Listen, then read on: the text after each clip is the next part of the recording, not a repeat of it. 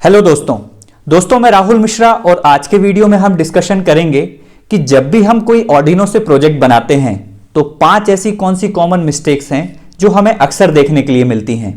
दोस्तों ये जो मिस्टेक्स हैं ये बेसिकली हमें सॉफ्टवेयर और हार्डवेयर इन दोनों में ही देखने मिलती है, इसीलिए आज के वीडियो में हम इन दोनों ही मिस्टेक्स को कवर अप करेंगे। दैट मीन्स हम डिस्कशन करेंगे कि सॉफ्टवेयर से कौन सी मिस्टेक जनरेट हो सकती है, इसके साथ ही हम ये भी डिस्कशन करेंगे कि हार्डवेयर ओरिएंटेड ऐसी कौन सी मिस्टेक्स हैं जो जनरेट हो सकती हैं। दोस्तों इन मिस्टेक्स के साथ साथ हम ये भी देखने वाले हैं कि ये मिस्टेक्स को हम किस तरीके से सॉल्यूशन कर सकते हैं। इनके सॉल्यूशन पर भी हम काफी डिटेल से बात करने वाले हैं। तो आइए दोस्तों वीडियो को स्टार्ट करते हैं और देखते हैं कि ऑर्डिनो से प्रोजेक्ट बनाते समय हमें कौन सी मिस्टेक्स अक्सर देखने के लिए मिलती हैं। तो दोस्तों जब भी आप ऑर्डिनो पर काम करेंगे तो आपको सबसे पहले यह पता करना है कि आपके पास जो ऑर्डिनो उनो है इसका बोर्ड क्या है।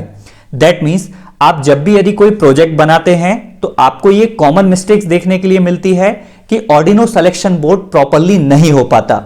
दोस्तों इसका सॉल्यूशन ये है कि जब भी आप ऑर्डिनो प्रोजेक्ट को डेवलप करते हैं तो सबसे पहले आप ये पता कर लीजिए कि आपके पास जो ऑर्डिनो उनो बोर्ड है ये किस तरीके का है।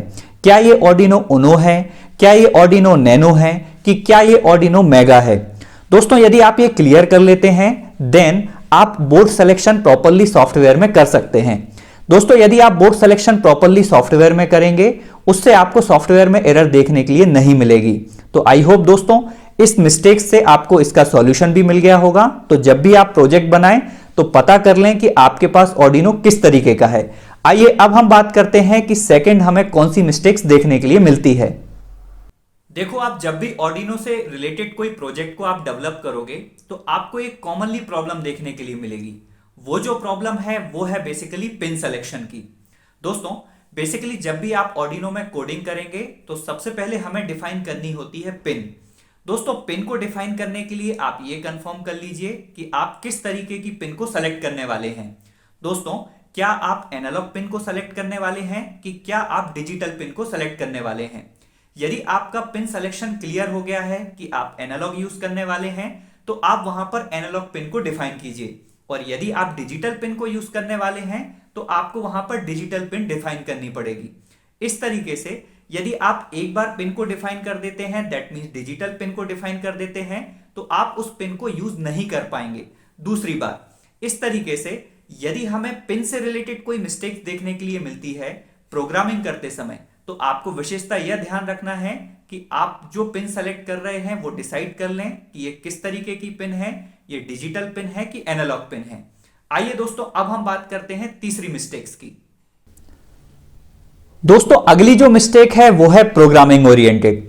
दोस्तों जब भी हम ऑर्डिनो में कोई प्रोग्राम बनाते हैं तो अक्सर हमें एक मिस्टेक देखने के लिए मिलती है जिसे हम बोलते हैं सिंटैक्स एरर। इस तरीके की जो सिंटैक्स एरर होती है ये तभी होती है जब हम ऑर्डिनो में कोई प्रोग्राम बनाएं और वो प्रॉपर्ली नहीं बनाया गया हो, इसके साथ ही वो उसके सिंटैक्स को फॉलो ना करता हो।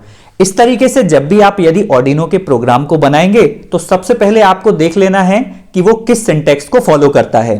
अब यदि मैं बात करता हूं कि ऑर्डिनो की प्रोग्रामिंग का सिंटैक्स क्या है तो इसके लिए दोस्तों आप सबसे पहले डिफाइन करेंगे पिन को, देन आप डिफाइन करेंगे वॉइड सेटअप को। आप सभी जानते होंगे कि जो वॉइड सेटअप हम डिफाइन करते हैं इसमें हम सीरियल लाइब्रेरी का तो यूज करते ही हैं, दैट मींस सीरियल कम्युनिकेशन का यूज करते हैं। इसके अलावा हम पिन मोड को भी बताते हैं। इसके साथ ही यदि आप वॉइड लूप का यूज कर रहे हैं तो वॉइड लूप में आपको बताना है कि हम किस तरीके की कंडीशन उस पर परफॉर्म करने वाले हैं। दैट मींस हम ऑर्डिनो को क्या इंस्ट्रक्शन दे रहे हैं कि वो उस तरीके से परफॉर्म करे। इस तरीके से आपको ध्यान रखना है, सबसे पहले आपको पिन डिफाइन करनी है, फिर वॉइड सेटअप डिफाइन करना है, इसके बाद आपको वॉइड लूप डिफाइन करना है। दोस्तों यदि आप प्रॉपर्ली सिंटैक्स को फॉलो नहीं करते दैट मींस डिजिटल रीड या डिजिटल राइट या दोस्तों पिन मोड को आप प्रॉपर्ली डिफाइन नहीं करते तब आपको सिंटैक्स एरर देखने के लिए मिल सकती है। आइए दोस्तों अब हम देखते हैं कि चौथी कौन सी हमें प्रॉब्लम हार्डवेयर ओरिएंटेड देखने के लिए मिलती है। दोस्तों बेसिकली हमें जो चौथी मिस्टेक देखने के लिए मिलती है वो मिलती है हार्डवेयर ओरिएंटेड। यानी दोस्तों यदि आप प्रॉपर्ली कोडिंग कर लेते हैं दैट मींस सिंटैक्स बना लेते हैं, इसके अलावा दोस्तों प्रॉपर्ली आप इनपुट और आउटपुट को डिफाइन कर लेते हैं या आप प्रॉपर्ली आर्डिनो बोर्ड को सेलेक्ट कर लेते हैं, तो आपको मेजर प्रॉब्लम देखने के लिए जो मिलेगी वो मिलती है हार्डवेयर ओरिएंटेड। यानी दोस्तों यदि एग्जांपल के लिए यदि मैं एक प्रोजेक्ट बनाना चाहता हूं जिसका टाइटल है ब्लूटूथ बेस्ड होम ऑटोमेशन, यदि मैं Bluetooth based home automation Arduino से बनाना चाहता हूं तो इसके लिए मुझे क्या करना पड़ेगा, इसके लिए मुझे आईओ को डिफाइन करना पड़ेगा। इसके लिए दोस्तों यदि मैं ब्लूटूथ मॉड्यूल का यूज करूंगा, दैट मींस SC05 का यूज करूंगा, तो इसके लिए हमें पता होना चाहिए कि SC05 का क्या स्पेसिफिकेशन है।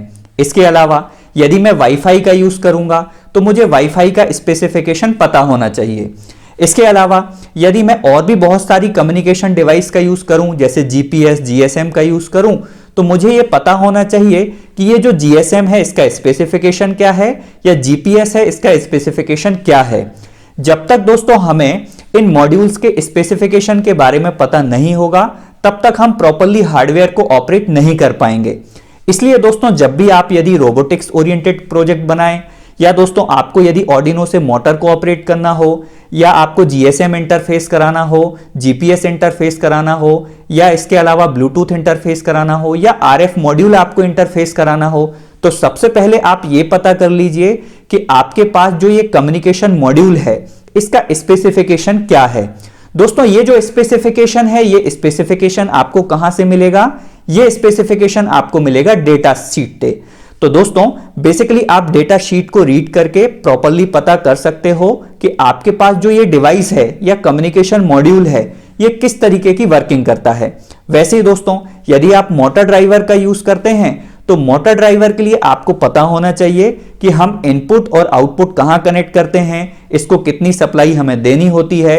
इस तरीके से आप इजीली तरीके से आप प्रोजेक्ट को डेवलप कर सकते हैं। आइए दोस्तों अब हम डिस्कशन करते हैं पांचवी ऐसी कौन सी मिस्टेक्स है जो हमें अक्सर देखने के लिए मिलती है। दोस्तों बेसिकली पांचवी और आखिरी हमारी जो कॉमन मिस्टेक्स है वो है पावर सप्लाई को लेके। दोस्तों हम सभी जानते हैं कि जो आर्डिनो है इसके लिए कितनी सप्लाई देनी होती है, दैट मींस 5 वोल्ट 9 वोल्ट, हम इतनी सप्लाई सफिशिएंट तरीके से आर्डिनो को दे सकते हैं। दोस्तों ये जो सप्लाई है ये हम बैटरी के माध्यम से भी दे सकते हैं। इसके अलावा और भी बहुत सारे ऐसे मॉड्यूल्स हैं जिनकी सहायता से हम पावर सप्लाई आर्डिनो को दे सकते हैं।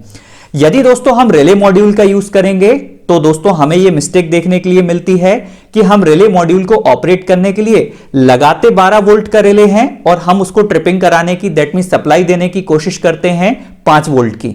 इस तरीके से दोस्तों आपको यह क्लियर कर लेना है कि यदि आप 12 वोल्ट के रिले का इस्तेमाल करते हैं तो वहां पर आप 12 वोल्ट सप्लाई देंगे, और यदि आप 5 वोल्ट के रिले का इस्तेमाल करते हैं तो वहां पर आप जो सप्लाई उसको प्रोवाइड करेंगे वो 5 वोल्ट करेंगे।